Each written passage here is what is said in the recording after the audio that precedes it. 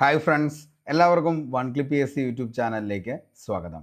PSC bulletin sure shot current അഫയേഴ്സിൻ്റെ രണ്ടാമത്തെ ക്ലാസ്സാണ് നമ്മുടെ ഇന്നത്തെ ക്ലാസ്. മൊത്തമായി കാണുക. അതിനുശേഷം ഇതിൻ്റെ PDF നോട്ട് ലഭിക്കുന്നതിന് വേണ്ടി നമ്മുടെ ടെലഗ്രാം ചാനൽ കൂടി ജോയിൻ ചെയ്യുക. അതിൻ്റെ ലിങ്ക് താഴെ ഡിസ്ക്രിപ്ഷൻ ബോക്സിൽ അവൈലബിൾ ആണ്. ക്ലാസ് കഴിഞ്ഞാലുടൻ ഈ ക്ലാസ്സുമായി ബന്ധപ്പെട്ട് കൃത്യം 9 മണിക്ക് നമ്മളൊരു ക്വസ്റ്റ്യൻ പോൾ ക്രിയേറ്റ് ചെയ്യുന്നുണ്ട്. ആ ക്വസ്റ്റ്യൻ പോളിൽ കൂടി നിങ്ങളെല്ലാവരും പാർട്ടിസിപ്പേറ്റ് ചെയ്യുക.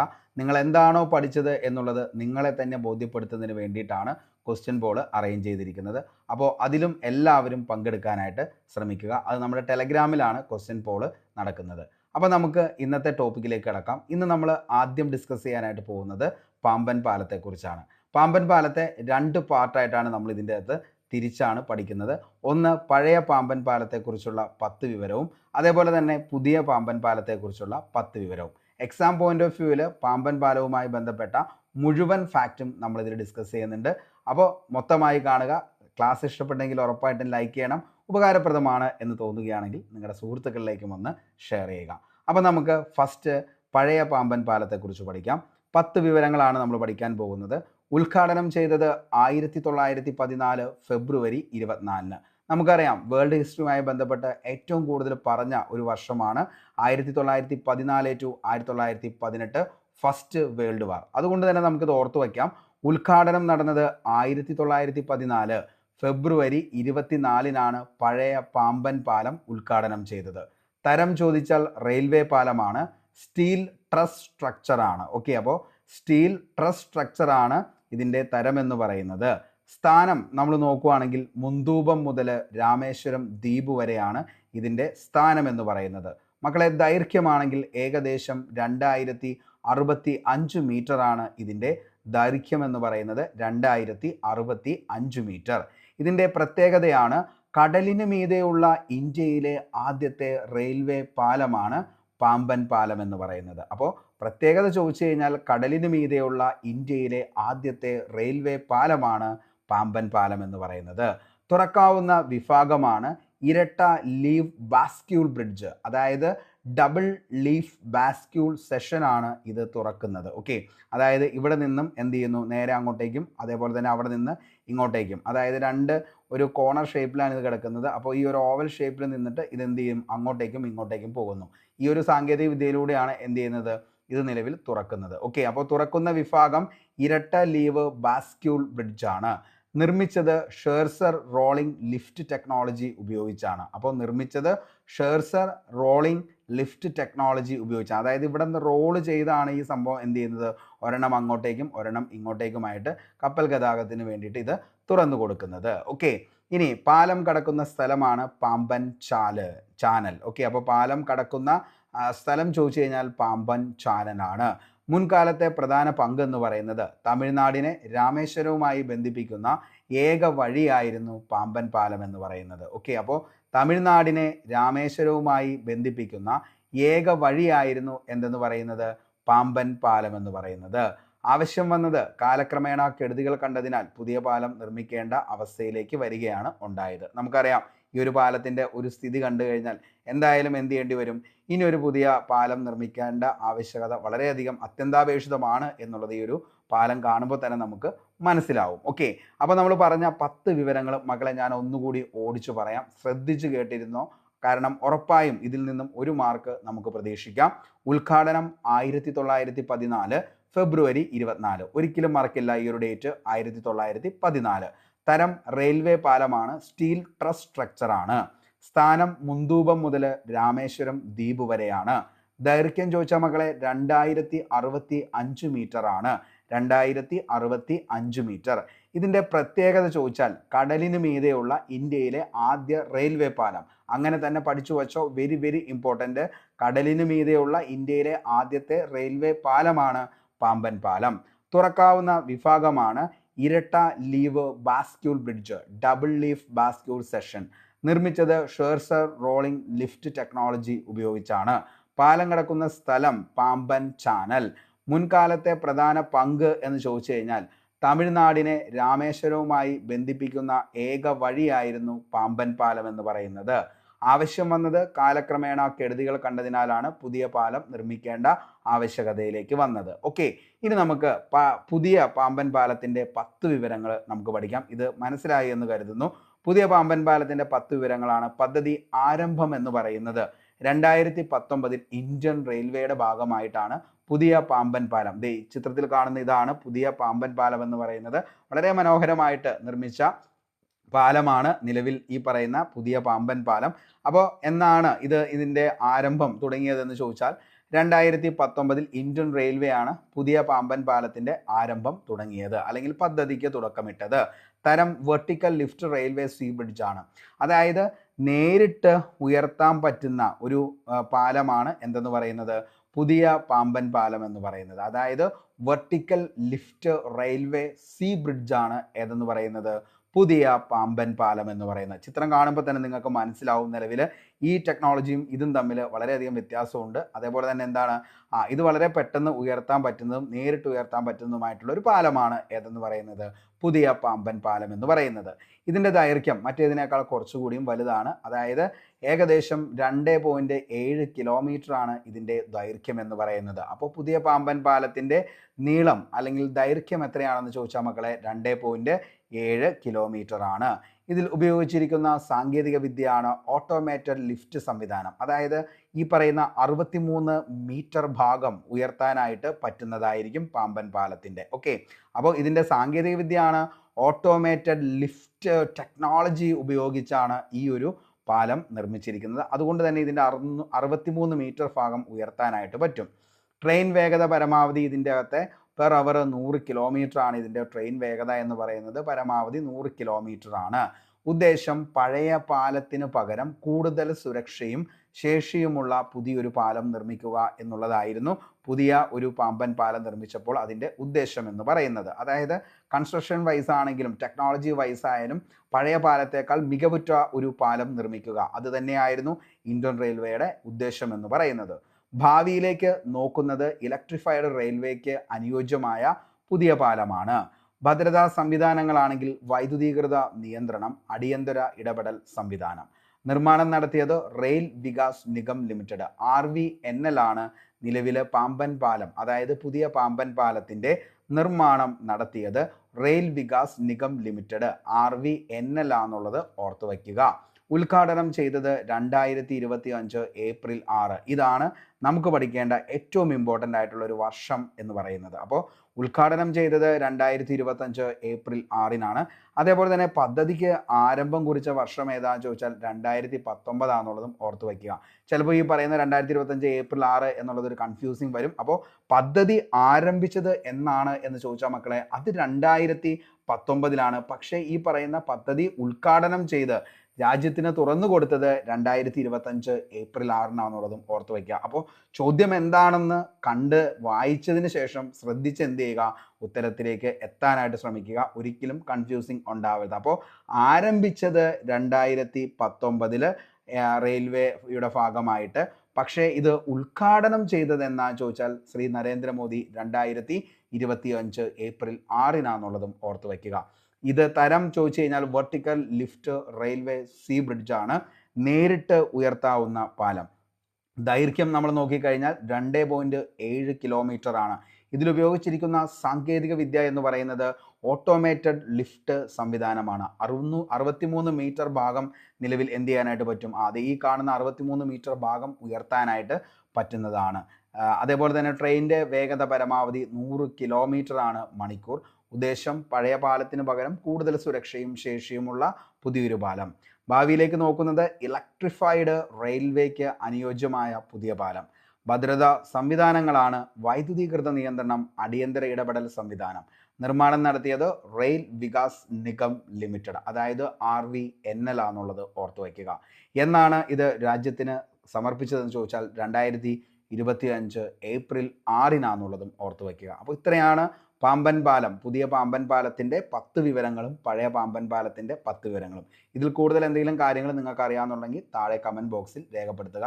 ഉറപ്പായിട്ട് ഞാനത് പിൻ ചെയ്യുന്നതായിരിക്കും. ഓക്കെ, നമുക്ക് അടുത്ത ഒരു പോയിന്റിലേക്ക് നോക്കാം. അതായത് ഗ്രോക്ക് 3, അതായത് AI എന്നതിനെ കുറിച്ച് പറയുന്ന AIയുടെ മറ്റൊരു ചാറ്റ് ബോട്ടാണ് ഗ്രോക്ക് 3 എന്ന് പറയുന്നത്. ഇലോൺ മസ്ക് XAI പുതുതായി പുറത്തിറക്കിയ ചാറ്റ് ബോട്ടാണ് ഗ്രോക്ക് 3 എന്ന് പറയുന്നത്. നമുക്കറിയാം ഗൂഗിളിൻ്റെ ചാറ്റ് ബോട്ട്, അതേപോലെ തന്നെ എന്താണ് ഓരോന്നും എന്ത് ചെയ്തുകൊണ്ടിരിക്കുകയാണ്, ഇപ്പം നിലവിലെ ചാറ്റ് ബോട്ടുകൾ എന്ത് ചെയ്തുകൊണ്ടിരിക്കുകയാണ്, പുറത്തിറക്കി വിട്ടുകൊണ്ടിരിക്കുകയാണ്. അപ്പോൾ അതിൻ്റെയൊക്കെ ഭാഗമായിട്ട് നിലവിലെ XAI പുതുതായി പുറത്തിറക്കിയ ചാറ്റ് ബോട്ടിൻ്റെ പേരാണ് ഗ്രോക്ക് 3. നമുക്ക് കൂടുതലൊന്നും പറയേണ്ട കാര്യമില്ല ഇലോൺ മസ്ക് എന്ന് പറയുന്ന ഒരു വ്യക്തിയെക്കുറിച്ച്. കാരണം ടെസ്ല എന്ന് പറയുന്ന നിലവിലത്തെ എന്താണ് ഇലക്ട്രോണിക് കാർ നിർമ്മാതാക്കളായിട്ടുള്ള ആളുകളാണ് നിലവിൽ ഈ പറയുന്ന ടെസ്ല എന്ന് പറയുന്ന ലോകത്ത് ഏറ്റവും കൂടുതൽ ഇലക്ട്രോണിക് കാറുകൾ നിർമ്മിച്ചത് ആരാണെന്ന് ചോദിച്ചാൽ അതും ഏത് തന്നെയാണ്, ടെസ്ല തന്നെയാണ്. അതേപോലെ തന്നെ എന്താണ് ലോക കോടീശ്വരനിൽ ഇന്ന് 2ാം സ്ഥാനത്ത് നിൽക്കുന്നത് ഇലോൺ മസ്ക് ആണ്. അപ്പോൾ അതും എന്താണ് ഈ പറയുന്ന ഇലോൺ മസ്ക് ആണ് അതിൻ്റെ ഒരു നേട്ടവും കൈവരിച്ചത്. അതുകൂടാതെ തന്നെ സ്പേസ് എക്സ് എന്ന് പറയുന്ന ആ ഒരു സംരംഭത്തിൻ്റെ ഉടമ ആരാന്ന് ചോദിച്ചാൽ അതിൻ്റെ ഉത്തരവും ആര് തന്നെയാണ്, നമ്മുടെ ഇലോൺ മസ്ക് ആണെന്നുള്ളത് ഓർത്ത് വയ്ക്കുക. ഓക്കെ, അപ്പോൾ അതേപോലെ തന്നെ എന്താണ് മസ്കിൻ്റെ XAI പുതുതായി പുറത്തിറക്കിയ ചാറ്റ് ബോട്ടിൻ്റെ പേരാണ് ഗ്രോക്ക് 3 എന്നുള്ളത് കൂടി മനസ്സിലാക്കി വെക്കുക. അടുത്തൊരു പോയിൻ്റാണ് ബ്ലൂ ഗോസ്റ്റ് പേടകത്തെ ചന്ദ്രനിൽ ഇറക്കി. ബ്ലൂ ഗോസ്റ്റ് പേടകം, ഓക്കെ, ബ്ലൂ ഗോസ്റ്റ് പേടകം എവിടെയാ, ചന്ദ്രനിലാണ് ഇറക്കിയത്.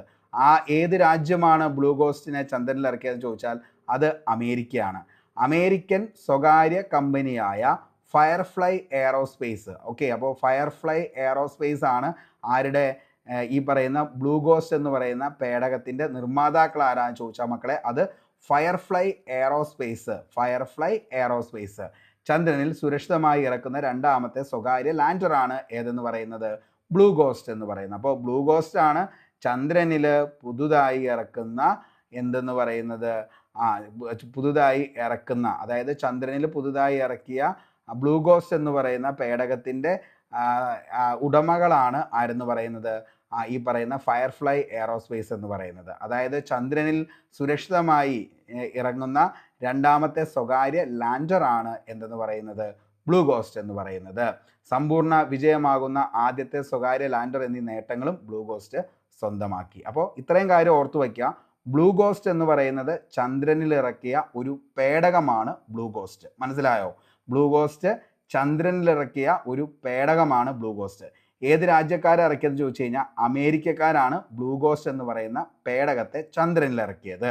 അതേപോലെ തന്നെ ഈ ചന്ദ്രനിൽ ഇറക്കാനായിട്ട് ബ്ലൂ ഗോസ്റ്റിനെ വിട്ടത് ഏത് കമ്പനിയാണെന്ന് ചോദിച്ചു കഴിഞ്ഞാൽ ഫയർഫ്ലൈ എന്ന് പറയുന്ന കമ്പനിയാണ് എന്ത് ചെയ്തത്, ഫയർഫ്ലൈ എയറോസ്പേസ് ആണ് ചന്ദ്രനിൽ ഇറക്കിയത്. നേട്ടം എന്ന് പറയുന്നത് ചന്ദ്രനിൽ സുരക്ഷിതമായി ഇറങ്ങുന്ന 2ാമത്തെ സ്വകാര്യ ലാൻഡറാണ് ഏതെന്ന് പറയുന്നത്, ബ്ലൂ ഗോസ്റ്റ് എന്നുള്ളത് ഓർത്ത് വയ്ക്കുക. അപ്പോൾ ഇത്രയും കാര്യങ്ങളാണ് പറയാനുള്ളൂ. മറ്റേത് ഇലോൺ മസ്ക് ആണ്. ഇലോൺ മസ്കിൻ്റെ XAI പുതുതായി പുറത്തിറക്കിയ ചാറ്റ് ബോട്ടാണ് ഗ്രോക്ക് 3 എന്നുള്ളതും ഓർത്ത് വയ്ക്കുക. അടുത്തത് 2024 കേന്ദ്ര സാഹിത്യ അക്കാദമി മലയാളത്തിലേക്കുള്ള വിവർത്തന പുരസ്കാരത്തിന് KV കുമാരൻ അർഹനായി. അപ്പോൾ 2024 കേന്ദ്ര സാഹിത്യ അക്കാദമി മലയാളത്തിലേക്കുള്ള വിവർത്തന പുരസ്കാരത്തിന് KV കുമാരൻ അർഹനായി. L ഭൈരപ്പ, പുള്ളി കന്നഡ നോവലിസ്റ്റാണ്. അദ്ദേഹത്തിൻ്റെ യാനം എന്ന പേരിലുള്ള ആ ഒരു നോവലാണ് മലയാളത്തിലേക്ക് പരിഭാഷപ്പെടുത്തി പുരസ്കാര നേട്ടത്തിന് അർഹനായത് ആര്, ഈ പറയുന്ന KV കുമാരൻ എന്നുള്ളത് ഓർത്തു വയ്ക്കുക. അപ്പോൾ 2024 കേന്ദ്ര സാഹിത്യ അക്കാദമി മലയാളത്തിലേക്കുള്ള വിവർത്തന പുരസ്കാരത്തിന് അർഹനായത് KV കുമാരൻ ഏത് കൃതിയാണ് ട്രാൻസ്ലേറ്റ് ചെയ്തതെന്ന് ചോദിച്ചാൽ മലയാളത്തിലേക്ക് അത് യാനമാണെന്നുള്ളത് ഓർത്തു വയ്ക്കുക. അതേപോലെ തന്നെ ആരുടെയാണ് ഈ യാനം എന്ന് പറയുന്ന കൃതി എന്ന് ചോദിച്ചാൽ L ഭൈരപ്പൻ എന്ന് പറയുന്ന കന്നഡ സാഹിത്യകാരൻ്റെ കൃതിയാണ് ഏതെന്ന് പറയുന്നത്, യാനം എന്നുള്ളത് ഓർത്തു വയ്ക്കുക. ക്ലിയർ ആയില്ലേ? അപ്പോൾ 2024 കേന്ദ്ര സാഹിത്യ അക്കാദമി മലയാളത്തിലേക്ക് വിവർത്തനം ചെയ്ത പുരസ്കാരമാണ് KV കുമാരൻ അർഹനായത്. ആ പുരസ്കാരത്തിന് അർഹനായ കൃതി ഏതാണെന്ന് ചോദിച്ചാൽ യാനമാണ്. ആ കൃതി നിലവിൽ ആരുടെയാണെന്ന് ചോദിച്ചു കഴിഞ്ഞാൽ അത് കന്നഡ സാഹിത്യകാരനായിട്ടുള്ള L ഭൈരപ്പൻ്റെയാണ്. ഈ L ഭൈരപ്പ എന്ന് പറയുന്ന നോവലിസ്റ്റ് ഏതാണ് കന്നഡക്കാരനായിട്ടുള്ള നോവലിസ്റ്റാണെന്നുള്ളതും ഓർത്തു വയ്ക്കുക. ഓക്കെ, അടുത്തത് ഭൂകമ്പ ദുരിതം അനുഭവിക്കുന്ന മ്യാൻമാറിനെ സഹായിക്കാൻ ഇന്ത്യ നടത്തിയ രക്ഷാപ്രവർത്തനമാണ് ഓപ്പറേഷൻ ബ്രഹ്മ എന്ന് പറയുന്നത്. അപ്പോൾ ഭൂകമ്പ ദുരിതം അനുഭവിക്കുന്ന മ്യാൻമാറിനെ സഹായിക്കാൻ ഇന്ത്യ നടത്തിയ രക്ഷാപ്രവർത്തനമാണ് ഓപ്പറേഷൻ ബ്രഹ്മ. അപ്പോൾ ഓപ്പറേഷൻ ബ്രഹ്മ എന്തുമായി ബന്ധപ്പെട്ടിരിക്കുന്നു എന്ന് ചോദിച്ചാൽ ഭൂകമ്പ ദുരിതം അനുഭവിക്കുന്ന മ്യാൻമാറിനെ സഹായിക്കാൻ ഇന്ത്യ നടത്തിയ രക്ഷാപ്രവർത്തനമാണ് ഓപ്പറേഷൻ ബ്രഹ്മ എന്നുള്ളത് ഓർത്തു വയ്ക്കുക. അടുത്തതാണ് 2025 മാർച്ചിൽ ബംഗാൾ ഉൾക്കടലിൽ നടന്ന ഇന്ത്യ ബംഗ്ലാദേശ് സംയുക്ത നാവിക അഭ്യാസമാണ് ബോംഗോ സാഗർ എന്ന് പറയുന്നത്. അപ്പോൾ ബോംഗോ സാഗർ എന്താണ്? 2025 മാർച്ചിൽ ബംഗാൾ ഉൾക്കടലിൽ നടന്ന ഇന്ത്യ ബംഗ്ലാദേശ് സംയുക്ത നാവിക അഭ്യാസമാണ് ബോംഗോ സാഗർ എന്ന് പറയുന്നത്. അപ്പോൾ ബോംഗോ സാഗർ ഓർത്തു വച്ചോ, ഇന്ത്യ ബംഗ്ലാദേശ് സംയുക്ത നാവിക അഭ്യാസമാണ് ബംഗാൾ ഉൾക്കടലിലെ ബോംഗോ സാഗർ എന്ന് പറയുന്നത്. ഓക്കെ, അടുത്തത് രാജ്യത്തെ ആദ്യത്തെ വെർട്ടിക്കൽ കടൽപ്പാലമായിട്ടുള്ള രാമേശ്വരം പാമ്പൻ പാലം 2025 ഏപ്രിൽ 6 പ്രധാനമന്ത്രി നരേന്ദ്രമോദി രാജ്യത്തിന് സമർപ്പിച്ചു. നമ്മൾ തൊട്ട് മുമ്പ് പറഞ്ഞ പാമ്പൻ പാലത്തിൻ്റെ പോയിന്റിൽ പറഞ്ഞ ഏറ്റവും ഇമ്പോർട്ടൻ്റ് ആയിട്ടുള്ള ഒരു വർഷമാണ് നമ്മൾ പറഞ്ഞത്. ഇതാണ് നമുക്ക് കറണ്ട് അഫയേഴ്സിൽ ചോദിക്കാനായിട്ട് ഏറ്റവും കൂടുതൽ ചാൻസ് ഉള്ളൂ. അപ്പോൾ രാജ്യത്തെ ആദ്യത്തെ വെർട്ടിക്കൽ കടൽപ്പാലമായ രാമേശ്വരത്തെ പാമ്പൻ പാലം 2025 ഏപ്രിൽ 6 പ്രധാനമന്ത്രി നരേന്ദ്രമോദി രാജ്യത്തിന് സമർപ്പിച്ചത് എന്നുള്ളത് ഓർത്തു വയ്ക്കുക. ഓക്കെ, അടുത്ത ചോദ്യമാണ്, ഓസ്ട്രേലിയൻ താരം സ്റ്റീവ് സ്മിത്ത് ഏകദിന ക്രിക്കറ്റിൽ നിന്നും വിരമിച്ചു. അപ്പോൾ ഓസ്ട്രേലിയൻ താരം സ്റ്റീവ് സ്മിത്ത് ഏകദിന ക്രിക്കറ്റിൽ നിന്നും വിരമിച്ചു. ഇന്ത്യൻ ടേബിൾ ടെന്നീസ് ഇതിഹാസം അജന്ത ശരത് കമൽ മത്സര രംഗത്ത് നിന്നും വിട പറയുന്നു. കായിക രംഗത്തെ നേട്ടങ്ങൾക്ക് 2022 രാജ്യത്തിൻ്റെ പരമോന്നത കായിക പുരസ്കാരമായിട്ടുള്ള ഖേൽ രത്ന നേടിയിട്ടുണ്ട് എന്നുള്ളത് ഒന്ന് ഓർത്തു വയ്ക്കുക. അപ്പോൾ ഇന്ത്യൻ ടേബിൾ ടെന്നീസ് ഇതിഹാസമാണ് അജന്ത ശരത് കമൽ. അപ്പോൾ താഴെ പറയുന്നവയിൽ ഇന്ത്യൻ ടേബിൾ ടെന്നീസ് ഇതിഹാസം ആരാണ് എന്ന് ചോദിച്ചു കഴിഞ്ഞാൽ ആരാണ്? അജന്ത ശരത് കമൽ. അജന്ത ശരത് കമൽ എന്ത് ചെയ്യാണ്? ഈ പറയുന്ന ടേബിൾ ടെന്നീസ് ആ രംഗത്ത് നിന്നും നിലവിൽ എന്ത് ചെയ്യാണ്? വിട പറയുകയാണ്. ഓക്കെ, അപ്പോൾ കായിക രംഗത്തെ നേട്ടങ്ങൾക്ക് അദ്ദേഹത്തിന് 2022 രാജ്യത്തിൻ്റെ പരമോന്നത കായിക പുരസ്കാരവും ഖേൽ രത്ന നേടിയിട്ടുണ്ട്. Okay, Bangladesh wicket keeper batter Mushfiqur Rahim ഏകദിന ക്രിക്കറ്റിൽ നിന്നും വിരമിച്ചു. Bangladesh wicket keeper batter Mushfiqur Rahim ഏകദിന ക്രിക്കറ്റിൽ നിന്നും വിരമിച്ചു. മൗറീഷ്യസിൻ്റെ പരമോന്നത ബഹുമതിയായ grand commander of the order of the star and key of the Indian ocean പുരസ്കാരം മൗറീഷ്യസ് പ്രസിഡന്റ് ധരംബീർ ഗോകുൽ പ്രധാനമന്ത്രി നരേന്ദ്രമോദിക്ക് സമ്മാനിച്ചു. അപ്പോൾ മൗറീഷ്യസിൻ്റെ പരമോന്നത ബഹുമതിയായ grand commander order of the star and key of the Indian ocean പുരസ്കാരം മൗറീഷ്യസ് പ്രസിഡന്റ് ധരംബീർ ഗോകുൽ പ്രധാനമന്ത്രി നരേന്ദ്രമോദിക്ക് സമ്മാനിച്ചു. അടുത്തത്, കാടിറങ്ങുന്ന മൃഗങ്ങളെ നിരീക്ഷിക്കാനും തുരത്താനും അസ്ത്ര V1 എന്ന ഡ്രോൺ വികസിപ്പിച്ചത് കോട്ടയം IIT ആണ്, Indian institute of information technology. അപ്പോൾ കാടിറങ്ങുന്ന മൃഗങ്ങളെ നിരീക്ഷിക്കാനും തുരത്താനും അസ്ത്ര V1 എന്ന ഡ്രോൺ വികസിപ്പിച്ചത് കോട്ടയം IITയിലെ വിദ്യാർത്ഥികളാണെന്നുള്ളത് ഓർത്തു വയ്ക്കുക. അപ്പോൾ കാടിറങ്ങുന്ന മൃഗങ്ങളെ നിരീക്ഷിക്കാനും അതേപോലെ തന്നെ തുരത്താനും അസ്ത്ര V1 ഡ്രോൺ വികസിപ്പിച്ച കോട്ടയം IITയിലെ ആളുകളാണ്. ഓക്കെ, ഇനി സ്പേസ് ഡോക്കിംഗ് പരീക്ഷണത്തിൻ്റെ ഭാഗമായി ബഹിരാകാശത്ത് വച്ച് ഡോക്ക് ചെയ്ത SDS-01 ചേസറാണ്, SDS-02 ടാർഗറ്റാണ് എന്നീ പേടകങ്ങൾ 2 മാസത്തിന് ശേഷം വേർപെടുത്തി US, റഷ്യ, ചൈന എന്നിവയ്ക്ക് ശേഷം ബഹിരാകാശത്ത് ഡോക്കിംഗ് നടത്തിയ 4ാമത്തെ രാജ്യമാണ് ഇന്ത്യ എന്നുള്ളത് ഓർത്തു വയ്ക്കുക. കഴിഞ്ഞ കറണ്ട് അഫയേഴ്സിൻ്റെ ഫസ്റ്റ് ക്ലാസ്സിൽ നമ്മളിത് ഡീറ്റെയിൽ ആയിട്ട് പറയുന്നുണ്ട്, സ്പേസ് ഡോഗ്സിനെ കുറിച്ച് വളരെ വിശദമായിട്ട് ഓരോ കാര്യങ്ങളും. അപ്പോൾ ആരെങ്കിലും ആ ക്ലാസ് കാണാത്തവരാണെങ്കിൽ താഴെ ഡിസ്ക്രിപ്ഷൻ ബോക്സിൽ ആ ക്ലാസ്സിൻ്റെ ലിങ്ക് ഒന്ന് പിൻ ചെയ്തേക്കാം, ഒന്ന് പോയി കാണുക. അതിൻ്റെ അകത്ത് ഡീറ്റെയിൽ ആയിട്ട് ഇതിനെക്കുറിച്ച് നമ്മൾ പറയുന്നുണ്ട്. ഓക്കെ, അപ്പോൾ സ്പേസ് ഡോക്കിംഗ് പരീക്ഷണത്തിൻ്റെ ഭാഗമായി ബഹിരാകാശത്ത് വെച്ച് ഡോക്ക് ചെയ്ത SDS-01 ചേസറും SDS-02 ടാർഗറ്റ് എന്നീ പേടകങ്ങൾ 2 മാസത്തിന് ശേഷമാണ് വേർപെടുത്തി US, റഷ്യ, ചൈന എന്നിവയ്ക്കു ശേഷം ബഹിരാകാശത്തേക്ക് ഡോക്കിംഗ് നടത്തിയ 4ാമത്തെ രാജ്യമായി ഇന്ത്യ. അടുത്തത്, ഇന്ത്യൻ പാർലമെന്റിന്റെ ഇംപീച്ച്മെന്റ് നടപടി നേരിട്ട ആദ്യ സുപ്രീം കോടതി ജഡ്ജിയായിരുന്നു ജസ്റ്റിസ് B. രാമസ്വാമി അന്തരിച്ചു. അപ്പോൾ ഇന്ത്യൻ പാർലമെന്റിൽ ഇംപീച്ച്മെന്റ് നടപടി നേരിട്ട ആദ്യത്തെ സുപ്രീം കോടതി ജഡ്ജി ആയിരുന്നത് ജസ്റ്റിസ് V. രാമസ്വാമി അന്തരിച്ചു. ഓർത്തു വച്ചോ, PSCക്ക് ഈ പറയുന്ന നിലവിൽ അന്തരിച്ച ആളുകൾ പ്രശസ്തരാണെങ്കിൽ അവരെക്കുറിച്ച് എന്തെങ്കിലുമൊക്കെ PSC ചോദിക്കാം.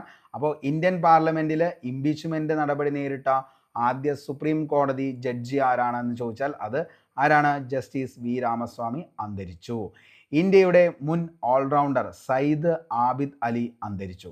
പ്രശസ്ത എഴുത്തുകാരനും സാമൂഹിക പ്രവർത്തകനുമായ AK പുതുശ്ശേരി അന്തരിച്ചു. ഓക്കെ. മുൻ കേന്ദ്രമന്ത്രി ദേവേന്ദ്ര പ്രധാൻ അന്തരിച്ചു. ലാറ്ററൈറ്റ് ബേബി എന്ന ആർക്കിയോളജിക്കൽ ലോകത്ത് അറിയപ്പെടുന്ന പ്രശസ്ത ആർക്കിയോളജിസ്റ്റ് ഡോക്ടർ P രാജേന്ദ്രൻ അന്തരിച്ചു. അപ്പോൾ ലാറ്ററൈറ്റ് ബേബി എന്നറിയപ്പെടുന്നത് താഴെ പറയുന്നവയിൽ ആരാന്ന് ചോദിച്ചു കഴിഞ്ഞാൽ ആരാണ്? ഡോക്ടർ P രാജേന്ദ്രനാണ് ലാറ്ററൈറ്റ് ബേബി എന്നറിയപ്പെടുന്നത്. അപ്പോൾ ലാറ്ററൈറ്റ് ബേബി എന്ന ആർക്കിയോളജിക്കൽ ലോകത്ത് അറിയപ്പെടുന്ന പ്രശസ്ത ആർക്കിയോളജിസ്റ്റ്. ഇതൊക്കെ വെറൈറ്റി ചോദ്യമാണ് കേട്ടോ, കാരണം റാഗ് മേക്കിംഗ് ആയിട്ടുള്ള ചോദ്യങ്ങളൊക്കെ വന്നതാണ് ഈ ലാറ്ററൈറ്റ് ബേബി എന്നുള്ളൊക്കെ പേര്. ഓക്കെ. അപ്പോൾ ലാറ്ററൈറ്റ് ബേബി എന്ന ആർക്കിയോളജിക്കൽ ലോകത്ത് അറിയപ്പെടുന്ന പ്രശസ്ത ആർക്കിയോളജിസ്റ്റ് ഡോക്ടർ P രാജേന്ദ്രൻ അന്തരിച്ചു. ഓക്കെ. കൃത്യമായ വിള വിവരങ്ങൾ ശേഖരിക്കുന്നതിനായി കേന്ദ്ര സർക്കാർ ആരംഭിച്ച സംവിധാനമാണ് ഡിജിറ്റൽ ക്രോപ്പ് സർവേ എന്നുള്ളത്. ഓക്കെ. അപ്പോൾ കൃത്യമായ വിള വിവരങ്ങൾ ശേഖരിക്കുന്നതിനായി കേന്ദ്ര സർക്കാർ ആരംഭിച്ച സംവിധാനമാണ് ഡിജിറ്റൽ ക്രോപ്പ് സർവേ. റിസർവ് ബാങ്കിൻ്റെ പുതിയ ഡെപ്യൂട്ടി ഗവർണറായി പൂനം ഗുപ്തയെ നിയമിച്ചു. റിസർവ് ബാങ്കിൻ്റെ പുതിയ ഡെപ്യൂട്ടി ഗവർണറാണ് പൂനം ഗുപ്ത. ഫോബ്സിൻ്റെ ഈ വർഷത്തെ ശതകോടീശ്വരൻ പട്ടികയിൽ ഇലോൺ മസ്ക് ആഗോളതലത്തിൽ ഒന്നാമതെത്തി. $34,200 കോടി മസ്കിൻ്റെ ആസ്തി. $9,250 കോടി ആസ്തിയുള്ള മുകേഷ് അംബാനിയാണ് ഇന്ത്യക്കാരിൽ മുന്നിൽ നിൽക്കുന്നത്. $550 കോടി ആസ്തിയുള്ള MA യൂസഫലിയാണ് അതിസമ്പന്നനായിട്ടുള്ള മലയാളി എന്നുള്ളത് ആയി പറയുന്നത്. ഓക്കെ. അപ്പോൾ ഫോബ് മാഗസിൻ്റെ ഏറ്റവും പുതിയ റിപ്പോർട്ട് അനുസരിച്ച് ഇപ്പോൾ വീണ്ടും ആര് തന്നെ വന്നു? ഇലോൺ മസ്ക് തന്നെ എത്തിയിട്ടുണ്ട് ഏറ്റവും മുൻപന്തിയിൽ. അതിക്ക് മുന്നേ ആരാണെന്ന് ചോദിച്ചു കഴിഞ്ഞാൽ അത് ജെഫ് ബെസോസ് ആയിരുന്നു എന്നുള്ളത് ഓർത്തു വയ്ക്കുക. 2025 ബീംസ്റ്റെക് ഉച്ചകോടി തായ്ലാൻഡിൽ നടന്നു. ഗ്രീസിലെ ആൻഡ്രൂവിയ വ്യോമതാവളത്തിൽ നടന്ന ബഹുരാഷ്ട്ര വ്യോമ അഭ്യാസമാണ് ഇനിയോച്ചോസ് 2025. അപ്പോൾ ഗ്രീസിലെ ആൻഡ്രോവിയ വ്യോമതാവളത്തിൽ നടന്ന ബഹുരാഷ്ട്ര വ്യോമ അഭ്യാസമാണ് ഇനിയോച്ചോസ് 2025. ഓക്കെ. അടുത്തത് പ്രഥമ ജ്ഞാനശ്രേഷ്ഠ പുരസ്കാരം ഡോക്ടർ HV ഈശ്വറിനാണ്. പ്രഥമ ജ്ഞാനശ്രേഷ്ഠ പുരസ്കാരം ലഭിച്ചത് ഡോക്ടർ HV ഈശ്വർ. മലയാള സാഹിത്യത്തിലെ സമഗ്ര സംഭാവനയ്ക്കുള്ള വരദേവി പുരസ്കാരം പ്രമുഖ നോവലിസ്റ്റും ചെറുകഥാകൃത്തുമായിട്ടുള്ള പ്രൊഫസർ GN പണിക്കർക്കാണ് ലഭിച്ചത്. വി മധുസൂദനൻ നായർക്ക് സാഹിത്യ പരിഷത്ത് പുരസ്കാരം ലഭിച്ചു. പ്രഥമ ഭാരതീയ വിദ്യാകീർത്തി പുരസ്കാരം ശ്രീകുമാരൻ തമ്പിക്കാണ്. അപ്പോൾ ഓർത്തു വെച്ചോ, പ്രഥമ ഭാരതീയ വിദ്യാകീർത്തി പുരസ്കാരം. ഓക്കെ. അപ്പോൾ പ്രഥമ ഭാരതീയ വിദ്യാകീർത്തി പുരസ്കാരം ശ്രീകുമാരൻ തമ്പിക്ക്. 2024 മാതൃഭൂമി സാഹിത്യ പുരസ്കാരം സാറ ജോസഫിനാണ്. 3 ലക്ഷം രൂപയും പ്രശസ്തി പത്രവും ശില്പവും അടങ്ങുന്നതാണ് പുരസ്കാരം. വെരി വെരി ഇമ്പോർട്ടൻ്റ്, ഉറപ്പായും ചോദിക്കാൻ ചാൻസ് ഉണ്ട്. 2024 മാതൃഭൂമി സാഹിത്യ പുരസ്കാരം സാറ ജോസഫ്. 2024 മാതൃഭൂമി സാഹിത്യ പുരസ്കാരം സാറ ജോസഫ്. 3 ലക്ഷം രൂപയും പ്രശസ്തി പത്രവും. ശ്രീ ചിത്തിര തിരുനാൾ മഹാരാജാവിൻ്റെ സ്മരണാർത്ഥം ശ്രീ ചിത്തിര തിരുനാൾ ട്രസ്റ്റ് ഏർപ്പെടുത്തിയ അവാർഡ് നടൻ ജയറാമിനും ഒളിമ്പ്യൻ R ശ്രീജേഷിനും ലഭിച്ചു. പ്രൊഫസർ കെടാകുളം കരുണാകരൻ പുരസ്കാരം മുൻ ചീഫ് സെക്രട്ടറി K ജയകുമാറിനാണ് ലഭിച്ചത്. ഗായത്രി ചക്രവർത്തി ശ്രീവാക്കർ നോർവേയുടെ ഉന്നത ബഹുമതിയായിട്ടുള്ള ഹോൾബർഗ് പുരസ്കാരം 4.6 കോടി രൂപയാണ് സമ്മാനത്തുക. ഓക്കെ. അടുത്തത് 2024 തകഴി സാഹിത്യ പുരസ്കാരത്തിന് KP സുധീര അർഹയായി. 1975 ഇന്ത്യൻ ഹോക്കി ലോകകപ്പ് വിജയിച്ചതിൻ്റെ 50ാം വാർഷികത്തോടനുബന്ധിച്ച് പുറത്തിറക്കിയ പുസ്തകമാണ് മാർച്ച് ഓഫ് ഗ്ലോറി എന്ന് പറയുന്നത്. അപ്പോൾ 1975 ഇന്ത്യൻ ഹോക്കി ലോകകപ്പ് വിജയിച്ചതിൻ്റെ 50ാം വാർഷികത്തോടനുബന്ധിച്ച് പുറത്തിറക്കിയ പുസ്തകമാണ് march of glory. March of glory എന്തുമായി ബന്ധപ്പെട്ടിരിക്കുന്നു, അല്ലെങ്കിൽ ഏത് കായിക ഇനവുമായി ബന്ധപ്പെട്ടിരിക്കുന്നു എന്ന് ചോദിച്ചാൽ ഹോക്കിയാന്നുള്ളത് ഓർത്തു വയ്ക്കുക. PR നാഥന് കൃത പുരസ്കാരം. ഇന്ത്യൻ കൗൺസിൽ ഓഫ് മെഡിക്കൽ റിസർച്ചിൻ്റെ first in the world challenge ഗ്രാൻഡിന് ഡോക്ടർ ഗൗതം ചന്ദ്ര അർഹയായി. 7 കോടി രൂപയുടേതാണ് ഗ്രാൻഡ് എന്ന് പറയുന്നത്. PN പണിക്കർ ഫൗണ്ടേഷൻ പുരസ്കാരം ഡോക്ടർ മണക്കാല ഗോപാലകൃഷ്ണന്. മികച്ച ക്ഷയരോഗ നിവാരണ പ്രവർത്തനങ്ങൾക്കുള്ള ദേശീയ പുരസ്കാരം കേരളത്തിലാണ് ലഭിച്ചത്. Lando Norris 2025 Australian grand prix ജേതാവ്. അപ്പോൾ ലാൻഡോ നോറിസ് ആണ് 2025 ഓസ്ട്രേലിയൻ ഗ്രാൻഡ് പ്രിക്സ് ജേതാവ്. അതേപോലെ തന്നെ ബെലോറുസിൻ്റെ പ്രസിഡന്റായ 7ാം തവണയും അലക്സാണ്ടർ ലുക്കോഷെങ്കോ അധികാരമേറ്റു. അപ്പോൾ ബെലൂറസിൻ്റെ പ്രസിഡന്റായി 7ാം തവണയും അലക്സാണ്ടർ ലുക്കാഷെങ്കോ സ്ഥാനമേറ്റു എന്നുള്ളത് ഓർത്തു വയ്ക്കുക. അടുത്ത ക്വസ്റ്റ്യൻ ആണ്, വിഖ്യാത ഹോളിവുഡ് നടൻ വാൽ കിൽമർ അന്തരിച്ചു. വിഖ്യാത ഹോളിവുഡ് നടനായിട്ടുള്ള വാൽ കിൽമർ അന്തരിച്ചു. അധ്യാപകനും ഭാഷാശാസ്ത്രജ്ഞനും ഗ്രന്ഥകാരനുമായ ഡോക്ടർ TB വേണുഗോപാല പണിക്കർ അന്തരിച്ചു. അപ്പോൾ അധ്യാപകനും ഭാഷാശാസ്ത്രജ്ഞനും ഗ്രന്ഥകാരനുമായ ഡോക്ടർ TB വേണുഗോപാല പണിക്കർ അന്തരിച്ചു. പ്രശസ്ത ബോളിവുഡ് നടൻ മനോജ് കുമാർ അന്തരിച്ചു. പ്രശസ്ത കഥാപ്രസംഗ കലാകാരൻ ആയിലം ഉണ്ണികൃഷ്ണൻ അന്തരിച്ചു. മലയാള സിനിമയിലെ ശ്രദ്ധേയരായ നായക നടന്മാരിൽ ഒരാളായിരുന്ന രവികുമാർ മേനോൻ അന്തരിച്ചു. മ്യാൻമാറിലും തായ്ലാൻഡിലും ഉണ്ടായ ഭൂകമ്പത്തിൽ ആയിരക്കണക്കിന് ആളുകൾ ജീവൻ നഷ്ടമായി. ഇനി വനിതാ പ്രീമിയർ ലീഗ് ക്രിക്കറ്റ് കിരീടം മുംബൈ ഇന്ത്യൻസ് ഫൈനലിൽ ഡൽഹി ക്യാപിറ്റൽസിന് 8 റൺസിനാണ് കീഴടക്കിയത്. അപ്പോൾ വനിതാ പ്രീമിയർ ലീഗ് ക്രിക്കറ്റ് കിരീടം മുംബൈ ഇന്ത്യൻസിന്. 2025 ഏഷ്യൻ വനിതാ കബഡി ചാമ്പ്യൻഷിപ്പ് ഇന്ത്യ വിജയികളായി. ടെഹ്റാനിൽ നടന്ന ഫൈനലിൽ ഇറാനെ തോൽപ്പിച്ചായിരുന്നു വിജയം. അപ്പോൾ 2025 ഏഷ്യൻ വനിതാ കബഡി ചാമ്പ്യൻഷിപ്പിൽ വിജയിച്ചത് ഇന്ത്യയാണ്. ആരെയാണ് തോൽപ്പിച്ചത് എന്നുള്ളത് ഓർത്തു വെച്ചോ, ഇറാനെയാണ്. ഓക്കെ. പ്രാഗ് മാസ്റ്റേഴ്സ് ചെസ്സിൽ ഇന്ത്യയുടെ അരവിന്ദ് ചിദംബരത്തിന് കിരീടം. താഷ്കെൻഡ് ഓപ്പൺ ചെസ്സിൽ മലയാളി ഗ്രാൻഡ് മാസ്റ്റർ നിഹാൽ സരിന് കിരീടം. 10:20 സെക്കൻഡിൽ ഓട്ടം പൂർത്തിയാക്കി പുരുഷന്മാരുടെ 100 മീറ്ററിൽ ദേശീയ record Gurindervir Singh. Thomas ബാക്കിനെ അന്താരാഷ്ട്ര ഒളിമ്പിക്സ് കമ്മിറ്റിയുടെ ആജീവനാന്ത ഓണറ്ററി പ്രസിഡന്റായി പ്രഖ്യാപിച്ചു. 2025 വനിതാ ഏകദിന ക്രിക്കറ്റ് ലോകകപ്പിന് വേദിയാകും. അപ്പോൾ 2025 വനിതാ ഏകദിന ക്രിക്കറ്റിന് ഇന്ത്യ വേദിയാകും എന്നുള്ളതും ഓർത്തു വയ്ക്കുക. അപ്പോൾ ഇത്രയും ക്വസ്റ്റ്യൻസ് ആണ് നമ്മൾ ഇന്ന് ഡിസ്കസ് ചെയ്യാനായിട്ട് ഉദ്ദേശിച്ചത്. എല്ലാവർക്കും വളരെ വ്യക്തമായി തന്നെ മനസ്സിലായി എന്ന് കരുതുന്നു. ക്ലാസ് എല്ലാവരും 1-2 തവണ കേൾക്കാനായിട്ട് ശ്രമിക്കുക. അതിനുശേഷം ഇതിൻ്റെ പക്കാ PDF നോട്ടാണ് നിങ്ങൾക്ക് വേണ്ടി പ്രൊവൈഡ് ചെയ്യുന്നത്. ഈ നോട്ടും നിങ്ങൾ എന്ത് ചെയ്യുക, 1-2 തവണ വായിക്കുക. അതിനുശേഷം വൈകിട്ട്, അതായത് രാത്രി 9 മണിക്ക് ഈ ഒരു ക്ലാസ്സുമായി ബന്ധപ്പെട്ട ക്വസ്റ്റ്യൻ ബോൾ ഉണ്ടാവും. അതിൽ കൂടി അറ്റൻഡ് ചെയ്ത് കഴിഞ്ഞാൽ നിങ്ങൾ പക്ക ഈ ഒരു ടോപ്പിക്ക് സെറ്റായിട്ടുണ്ടാവും. ഓരോ ക്ലാസ്സും നിങ്ങൾക്ക് അത് ഉറപ്പായും ഉപകാരപ്പെടണം, അതേപോലെ തന്നെ അടുത്ത എക്സാമുകളിൽ നിങ്ങൾക്കത് ഉപകരിക്കണം എന്നുള്ള രീതിയിൽ തന്നെയാണ് ഓരോ ക്ലാസ്സും അറേഞ്ച് ചെയ്തിരിക്കുന്നത്. അതുകൊണ്ട് തന്നെയാണ് നമ്മുടെ എല്ലാ പ്ലേലിസ്റ്റും നിങ്ങൾ എടുത്ത് നോക്കിക്കഴിഞ്ഞാൽ ക്ലാസ്സിൻ്റെ ലെങ്ത് ഒന്നും എല്ലാം എന്താണ് ഈ പറയുന്ന അരമണിക്കൂർ, 1 മണിക്കൂർ, 1.5 മണിക്കൂറൊക്കെ വരുന്ന ക്ലാസ്സുകൾ. അതേപോലെ തന്നെ എല്ലാം കണ്ടിന്യൂസ് സീരീസ് ആയിട്ടുള്ള ക്ലാസ്സുകളായിരിക്കും.